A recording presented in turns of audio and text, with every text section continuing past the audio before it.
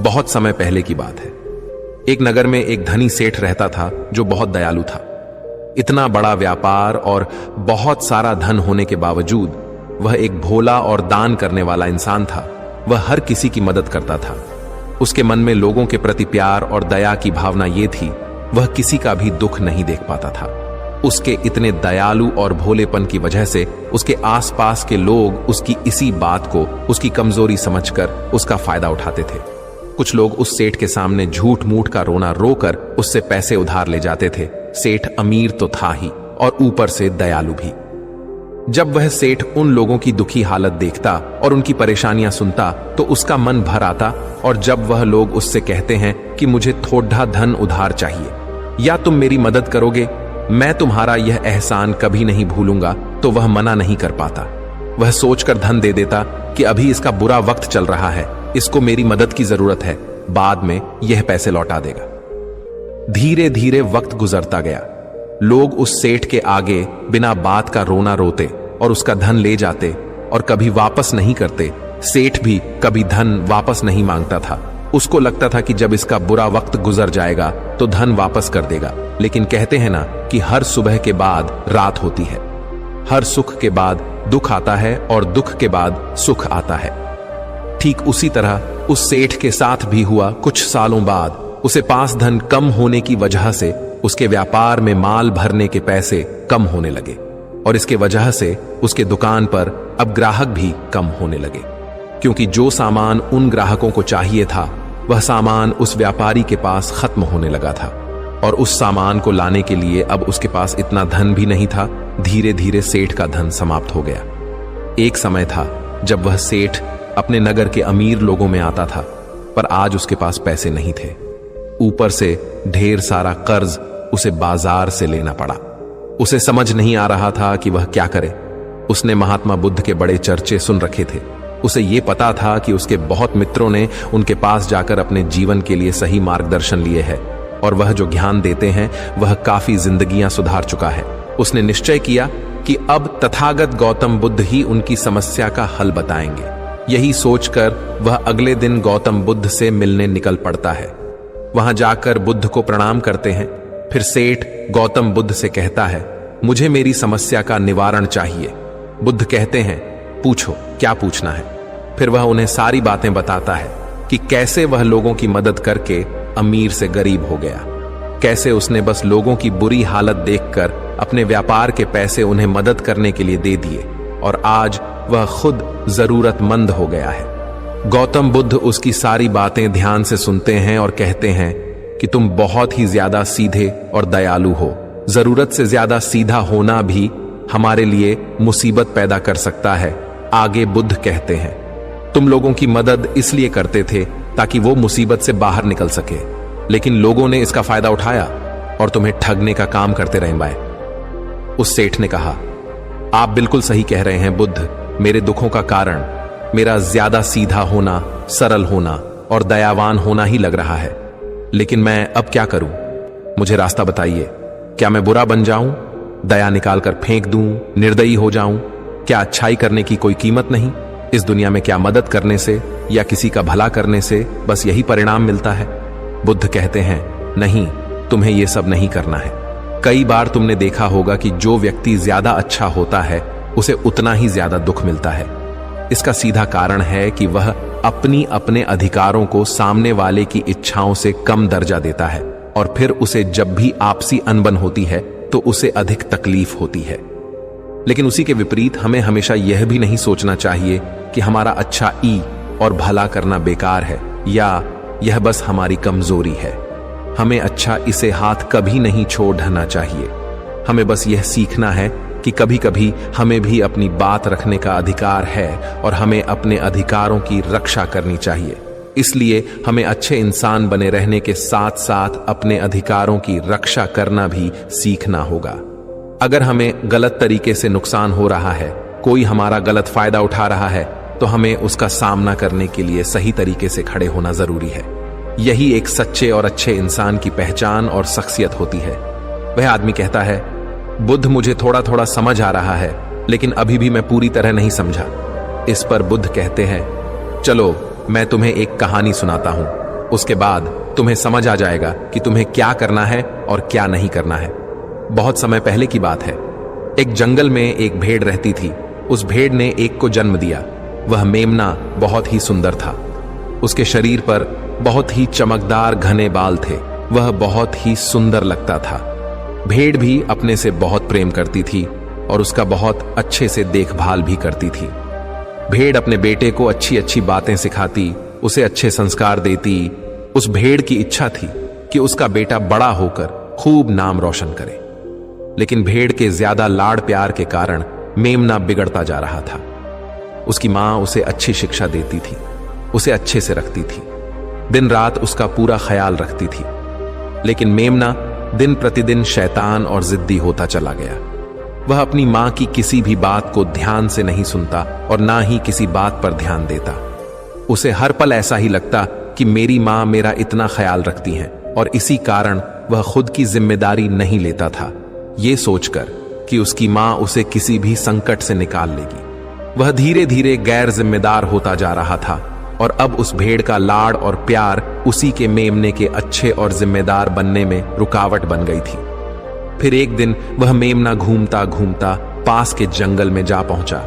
वह मेमना पहली बार जंगल में गया था। उससे पहले बार जंगल में जाने का मौका मिला था। वह जंगल की सुंदरता को देखकर चकित रह गया। उसने कभी इतनी सुंदर चीज नहीं देखी थी। इतनी सुंदर पौधे, रंग बिरंगे फूलों को देखकर बहुत ही प्रशंसा हुई। उसे ये सब देखकर बहुत अच्छा लगा। फिर उसने झांकियों के कुछ पत्तियां खाई। जैसे ही उसने पेट भरने के लिए पेड़ों की पत्तियां खाई, उसको वह पत्तियां बहुत ही स्वादिष्ट लगी। अब तो वह मेमना रोज जंगल में जाने लगा और वहां जाकर पेड़ पौधों को नुकसान पहुंचा रहा था। उसने उनकी पत्तियां तोड़ी, उनके फूलों को नोचा, फूलों को खाया और कुछ को तोड़कर जमीन पर डाल दिया। उसमें मेमने को इस बात की बिल्कुल भी परवाह नहीं थी कि वह क्या कर रहा है। उसको इस बात का पता ही नहीं था कि जंगल में कोई खतरा भी है। वो तो मस्तमौला होकर जंगल में उछल कूद कर रहा था और पौधों को खूब से नुकसान पहुंचा रहा था। लेकिन जब उस मेमने की मां को यानी उस भेड़ को इस बारे में पता चला कि मेमना हर रोज जंगल जाता है, तो वह घबरा गई और मेमने को अपने पास बुलाकर समझाने लगी कि तुम जंगल में मत जाओ, वहां पर बहुत सारे को जानवर है, तुम्हारे ऊपर हमला कर देंगे, तुम्हें खा जाएंगे। लेकिन मां की बात का उस पर कोई असर नहीं हुआ, बल्कि वह मेमना अपने माता से कहने लगा कि मां, जो भी मेरे सामने आएगा वह मुझसे जमकर मार खाएगा, फिर वह बहुत पछताएगा। इसके बाद मेमना फिर से जंगल की तरफ भाग गया। उसे अपनी माता की कही बातें झूठी लगने लगी। हर रोज की तरह उस दिन भी वह उछल कूद करने लगा और पेड़ पौधों की पत्तियां तोड़ने लगा। कभी फूलों को तोड़ता, कभी पेड़ों को खूब नुकसान पहुंचाता। लेकिन उस दिन उस जंगल में एक शेर पहुंचा। वह शेर बहुत ही ताकतवर था, लेकिन ताकतवर होने के साथ वह दयालु भी था। उस शेर का मानना था कि कमजोर प्राणियों को नुकसान पहुंचाना ठीक नहीं है। शक्तिशाली होने का मतलब यह नहीं है कि मैं किसी कमजोर प्राणी पर शक्ति का प्रयोग करूं। वह शेर उस जंगल में घूमने लगा। घूमते घूमते है वहां पर पहुंचा जहां पर वह ना समझ मेमना शैतानी कर रहा था। शेर ने उस मेमने को देखकर आश्चर्य में पड़ गया। शेर ने सोचा कि इस मेमने को किसी खूंखार जानवर का डर क्यों नहीं है। ये कैसे पेड़ पौधों की पत्तियां बिना काम के ही नोच रहा है। ये इनको खत्म कर रहा है और उन पत्तियों को खा कम बल्कि बिगाड़ ज्यादा रहा है। उसके बाद वह शेर कुछ देर तक चुपचाप खड़ा होकर उसको देखा रहा और शेर सोचता है कि मेमना कुछ ही देर में मुझे देखकर यहां से भाग जाएगा और उसके डर के भाग जाने से मुझे बल का प्रयोग नहीं करना पड़ेगा। लेकिन ऐसा नहीं हुआ। शेर बहुत देर तक खड़ा रहा और वहीं इंतजार करने लगा कि मेमना यहां से कब जाएगा। लेकिन मेमना तो भोजन करने में व्यस्त था। उसे शेर का कोई ख्याल नहीं था। मजे से पेड़ पौधे की पत्तियां नोच रहा था, उन्हें खा रहा था, सब कुछ बेकार कर रहा था। जब शेर ने देखा कि मेमना उसे देखने के बाद भी वहां से नहीं जा रहा, तो खुद वह मेमने के पास जाता है और वहां जाकर बोला, सुनो बच्चे, इस जंगल में फूल पत्तियों को नुकसान पहुंचा रहे हो। उन्हें जितना जरूरी है तुम्हारे भोजन के लिए बस उतने ही तोड़ो। तुम बहुत फूल पत्तियां यूं ही नष्ट कर रहे हो। अगर तुम इन पेड़ पौधों को, इन फूल पत्तियां को नुकसान पहुंचाओगे तो तुम अच्छे बच्चे कैसे बनोगे। अच्छे बच्चे कभी भी इस तरह जंगल में आकर पेड़ पौधों को नुकसान नहीं पहुंचाने लगते हैं। तुम्हारी मां ने तुम्हें अच्छा बच्चा नहीं बनाया। शेर की बातें सुनकर वो घमंड से बोलता है, तुम्हें अच्छे बच्चे बने रहना है, तुम बने रहो, मैं तो जैसा हूं वैसा ही ठीक हूं, मैं वैसे ही रहूंगा जैसे मुझे रहना है। शेर हैरान हो जाता है, लेकिन फिर शेर उसे मेमने को बच्चा समझकर माफ कर देता है, क्योंकि शेर नहीं चाहता था उसे बच्चे पर हमला करना पड़े। तुम खतरनाक तो कहीं से नजर नहीं आते, चले जाओ यहां से, बड़े आए खतरनाक, तुम मेरा दिमाग ज्यादा खराब मत करो, चले जाओ यहां से, अपना रास्ता नाप लो और मुझे इन फूल पत्तियों को खाने दो। ये कहकर वह घमंडी मेमना पत्तियां खाता हुआ आगे चला गया और शेर उसे बस हैरानी से देखता रह गया। तभी वहां पास में ही झांकियों के पीछे एक लोमड़ी छुपी हुई थी। वह लोमड़ी शेर और मेमने की सारी बातें सुन रही थी। उस लोमड़ी को शेर राजा की इस तरह बेइज्जती बर्दाश्त नहीं हुई, तो वहां से झाड़ियों से निकलकर शेर के पास आ पहुंची और शेर के पास आकर बोली, क्षमा कीजिएगा महाराज, आप तो इस जंगल के महाराज हैं, इतने बलशाली हैं, आप चाहें तो इसमें को 2 मिनट में मजा चखा सकते हैं और उसे आपका अपमान करने से रोक सकते थे, फिर आपने कुछ भी क्यों नहीं किया? इस पर शेर ने कहा, मैंने उस बच्चे का भला सोचा, मुझे ऐसे ही किसी बच्चे को अपनी ताकत का शिकार नहीं बनाना था। यह सब सुनकर लोमड़ी बोली, महाराज, लेकिन आपके इतने सीधेपन और दयावान होने के कारण ही उस मेमने की हिम्मत बढ़ ही गई है।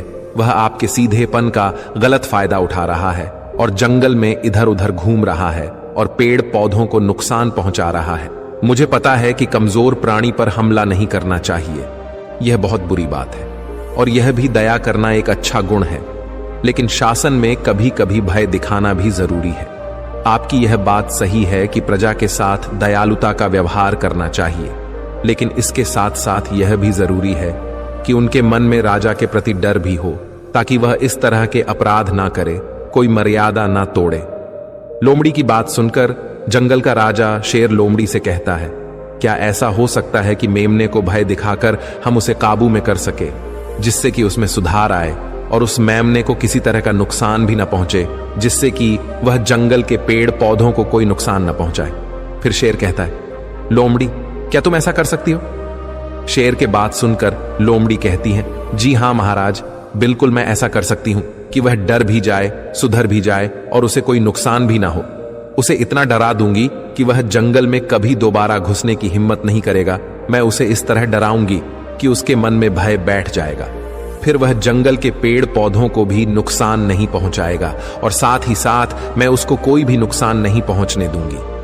फिर लोमड़ी कहती है कि उसकी मां तो उसे कभी सुधार नहीं पाई, लेकिन मैं उसे जरूर सुधार दूंगी। लोमड़ी की बातें सुनकर शेर ने बोला, अच्छा ठीक है, तुम कोशिश करके देखो, अगर तुम्हें इसमें सफलता मिल जाती है तो मैं तुम्हें जंगल के सभी जानवरों के सामने इनाम दूंगा। शेर की बातें सुनकर लोमड़ी बहुत खुश हुई। वह तुरंत मेमने के पास गई और उस पर गरज पड़ी। इससे पहले कि वह मेमना वहां से भाग पाता, उससे पहले ही लोमड़ी ने मेमने को जमीन पर पटक दिया और उसे अपने मजबूत पंजों से दबोच लिया। मेमने को दबोचने के बाद लोमड़ी मेमने से बोली कि बोल, तुझे मार दिया जाए या छोड़ दिया जाए? तुमने इस जंगल के पेड़ पौधे, यहाँ के फूल और कमजोर प्राणियों के साथ भी तो यही किया है। मेरे ख्याल में मार ही देना चाहिए। लोमड़ी की बातें सुनकर मेमना डर के मारे थर थर कांपने लगा। फिर वह लोमड़ी से बोलने लगा, मुझे माफ कर दो, मुझे छोड़ दो, मुझे यहां से जाने दो। मैं कभी भी जंगल की तरफ नहीं आऊंगा, ना ही कभी पेड़ पौधों को कोई नुकसान पहुंचा दूंगा, और अब मैं कभी कोई गलती नहीं करूंगा। तब लोमड़ी ने मेमने की पकड़ ढीली की। जैसे ही मेमने की पकड़ ढीली हुई, वह जोर जोर से भागने लगा। वह गिरता उठाता भागता हुआ अपनी मां के पास जा पहुंचा। उधर लोमड़ी शेर के पास गई और सर झुकाकर बोली, देखा महाराज, ताकत के साथ दिमाग का प्रयोग करना भी बहुत जरूरी होता है, तभी लोग हमारा सम्मान करते हैं, तभी हमारी अच्छाई का गलत फायदा नहीं उठाया जाएगा।